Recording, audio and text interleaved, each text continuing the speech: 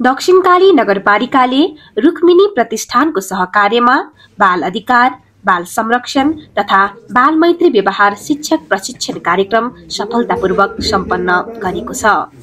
3 चरणमा सञ्चालन भएको यो कार्यक्रम पहिलो र दोस्रो चरण दक्षिणकाली नगरपालिकाको सभा हलमा सम्पन्न गरिएको थियो भने तेस्रो चरण फर्पिङ माध्यमिक विद्यालयमा सम्पन्न गरिएको हो।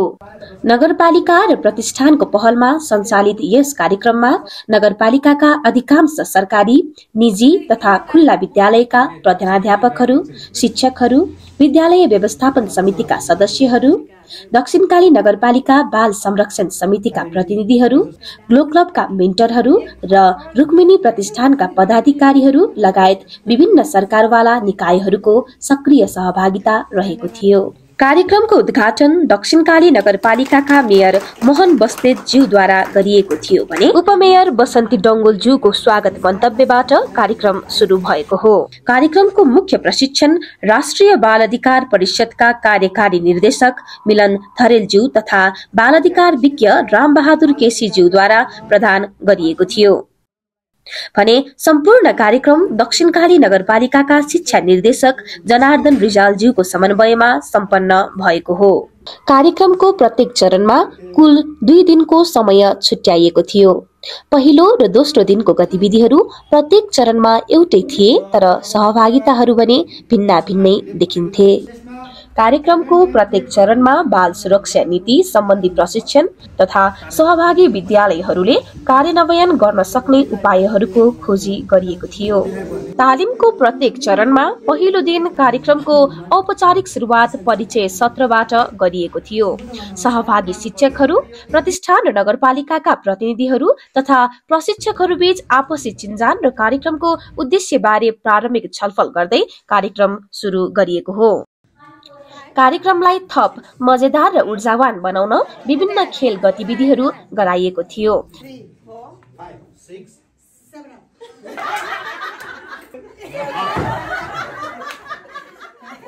जसले सहभागीहरूलाई समूहमा काम गर्ने क्षमता अभिवृद्धि गर्न सहयोग गरेको थियो। खेलहरूपछि बाल अधिकार, बाल संरक्षण तथा बाल मैत्री व्यवहारका आधारभूत पक्षहरूबारे विस्तृत जानकारी दिएको थियो। प्रशिक्षकहरूले नेपालमा बाल संरक्षणका कानूनी व्यवस्था, बाल मैत्री शिक्षण विधि तथा विद्यालय स्तरमा बाल संरक्षण नीति लागू गर्ने तरिकाहरूबारे प्रशिक्षण प्रदान गर्नुभएको हो।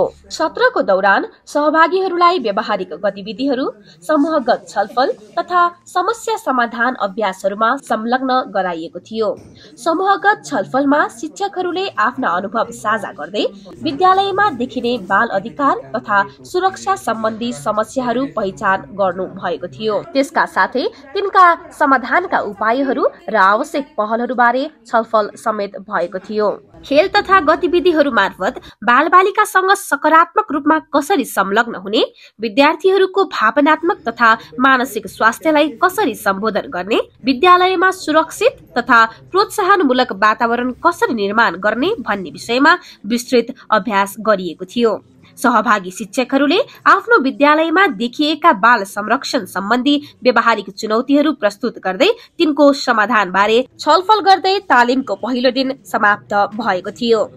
त्यस्तै गरी तालिमको दोस्रो दिन सहभागीहरूलाई बाल संरक्षण नीति व्यावहारिक रूपमा कार्यान्वयन गर्ने तरिका, विद्यालयमा बाल मैत्री वातावरण निर्माण गर्ने उपायहरू तथा बाल संरक्षण सम्बन्धी चुनौतीहरूको व्यवस्थापनमा केन्द्रित गरिएको थियो। सत्रको दौरान बाल संरक्षणको लागि विद्यालय प्रशासन, शिक्षक, अभिभावक तथा समुदाय बीचको समन्वय कसरी प्रभावकारी बनाउने भन्ने विषयमा विशेष छलफल गरिएको थियो। सहभागीहरूलाई बाल बालिका संघको संवाद, परामर्श तथा समर्थन प्रणाली कसरी विकास गर्ने सिकाइएको थियो। त्यसपछि सहभागी शिक्षकहरूले बाल संरक्षण नीति कार्यान्वयनका लागि आफ्नै विद्यालयको लागि कार्ययोजना बनाउनु भएको थियो। समूहगत रूपमा शिक्षकहरूले विद्यालयमा भएका चुनौतीहरू पहिचान गर्दै ती समाधान गर्न ठोस योजना बनाउने अभ्यास गर्नु भएको थियो। कार्यक्रमको अन्त्यमा केही सहभागीहरूले आफ्नो अनुभव तथा तालिम बारेको प्रतिक्रिया प्रस्तुत गर्नु भएको थियो भने उहाँहरूले कार्यक्रम कस्तो लागेको थियो, के सुधार गर्न सकिन्थ्यो र भविष्यमा बाल संरक्षण नीतिलाई प्रभावकारी बनाउन के कस्ता कदम चाल्न सकिन्छ भन्ने बारे आफ्ना धारणा व्यक्त गर्नु भएको हो। सहभागीहरूले आफ्नो विद्यालयमा बाल संरक्षण नीति निर्माण गर्ने र त्यसलाई प्रभावकारी रूपमा लागू गर्ने प्रतिबद्धता जनाउनु भएको थियो। कार्यक्रमको समापनमा आयोजकहरूले बाल अधिकार तथा बाल संरक्षण सम्बन्धी प्रेरणादायी भिडियो पनि प्रस्तुत गर्नु भएको थियो, जसले सहभागीहरूलाई बाल बालिकाको सुरक्षाका लागि आवश्यक कदम चाल्न थप उत्प्रेरित गरेको थियो। कार्यक्रमको सफलतासँगै सम्पूर्ण सहभागीहरूको सक्रिय सहभागिता र योगदान महत्त्वपूर्ण रहेको थियो। यद्यपि कार्यशालामा बाल अधिकार र संरक्षणका विभिन्न पक्षहरूको बारेमा शिक्षा दिएको थियो, यो कार्यक्रम अझ प्रभावकारी र दीर्घकालीन प्रभाव छोड्नका लागि विद्यालयका शिक्षकहरू, नगरपालिका, फाउन्डेसन र समुदायको निरन्तर प्रयास र दायित्वको आवश्यकता रहेको छ। त्यस्तै भविष्यमा पनि यस्ता कार्यक्रमहरूको निरन्तरता र आवश्यकता छ, जसले बाल अधिकार र संरक्षणका विषयमा शिक्षा र जागरुकता बढाउन मद्दत पुर्याउँछ भन्दै सहभागीहरूले आयोजक कमिटीप्रति धन्यवाद ज्ञापन गरेका हुन्।